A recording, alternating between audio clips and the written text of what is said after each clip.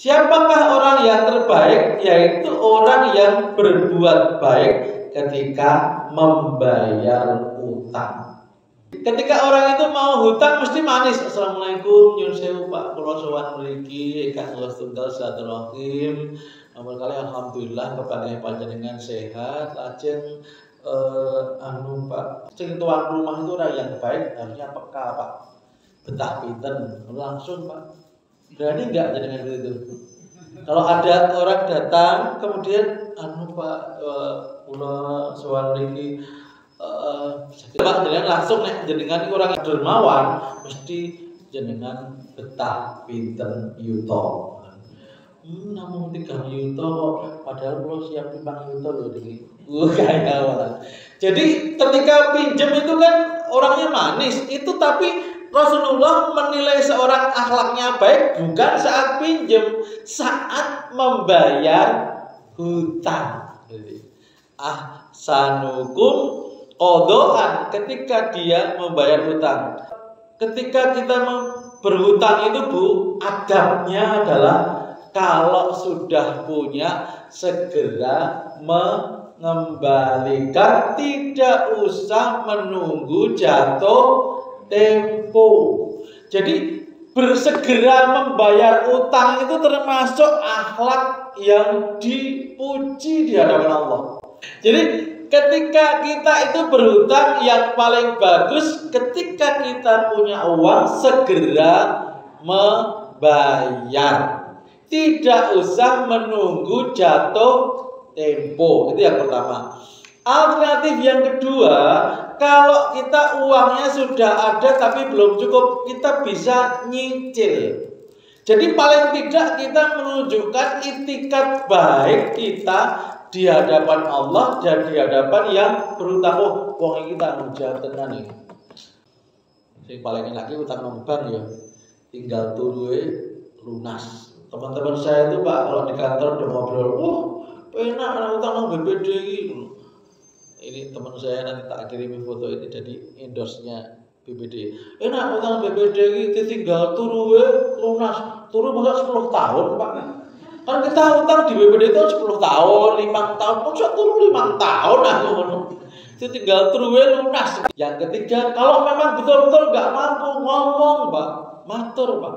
Mohon maaf Pak, saya sudah berusaha maksimal nyari rezeki, tapi ternyata Allah belum memberi saya rezeki yang cukup. Saya mohon maaf sekali belum bisa bayar utang. Meminta maaf tidak usah pada menunggu jatuh tempo. Alangkah lebih baik, saya sudah berusaha Pak tapi belum bisa.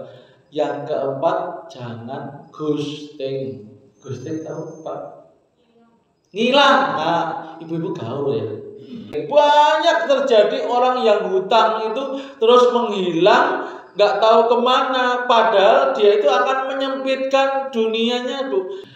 Ini jelas dia ini akan mendapatkan 2 hal yang menjadi azab bagi dia. Azab di dunia sudah merasakan loh kita. Satu yaitu kita memutus persaudaraan. Kemudian yang kedua yaitu kita tadi tidak melaksanakan kewajiban. Jadi kalau memang betul-betul kita sudah berusaha betul loh, tapi kemudian uangnya itu tidak ada, ngomong sama yang menghutangi. Untuk akhlak yang memberi hutang, alangkah baiknya memang kita melonggarkan. Kalau misalnya, mohon maaf Pak, saya bulan ini belum bisa, tapi ngomong ini dengan baik-baik.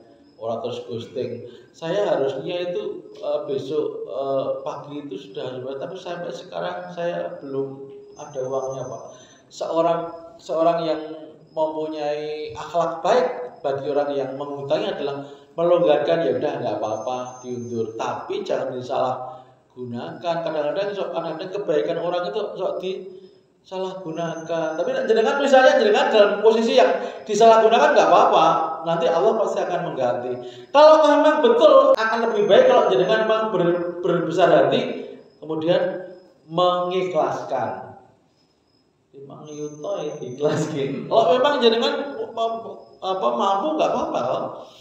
Jadi yang menghutangi itu bisa merubah status dari hutang menjadi hibah. nggak apa-apa Pak, pun dia kemauan. Saya mengikrarkan ini menjadi hibah. Nggak usah pakai NPHD.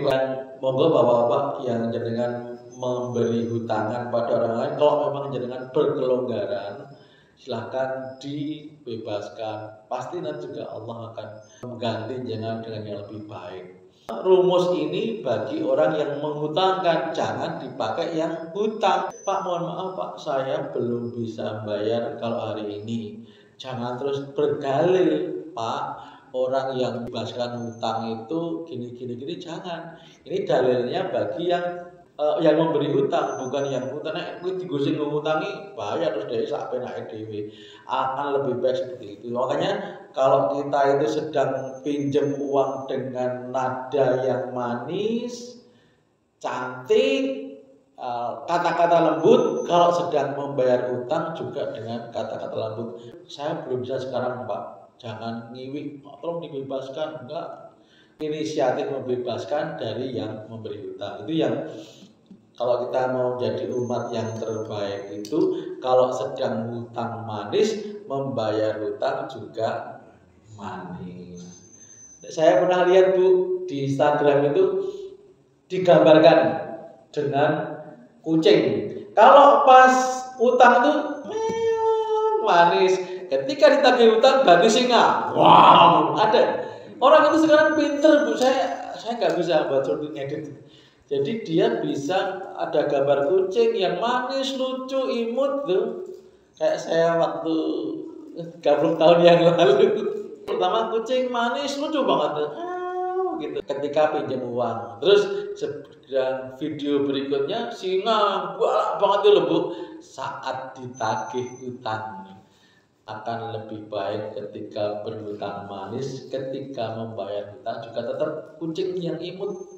Jangan hutang untuk gaya hidup. Kalau hutang itu yang pertama adalah terpaksa dan untuk kebutuhan yang sangat mendesak. Kalau misalnya untuk makan anak, kalau kita nggak hutang nggak bisa makan, itu seharusnya tetangganya orang lain tuh nggak usah dihutangi ya. Tahu tetangga itu nggak punya untuk makan, tapi dia udah berusaha. Harusnya memang kita memberikan sedekah kita untuk makan. Kalau perlu dijamin lah itu. Kita kan dilatih dengan zakat dan kurban ini kan untuk kita peduli dengan orang lain. Kalau sampai ada tetangga nggak bisa makan, kok kita tidur nyenyak kekenyangan, kata Rasulullah, dilakukan keimanannya. Hati-hati kalau ngupload makan. Jangan-jangan yang lihat itu sedang kekurangan makan gitu loh. Ya bukan dulu saya marah enggak sih. Jangan berlebihan lah kita mengupload makan di hotel ini, hotel itu.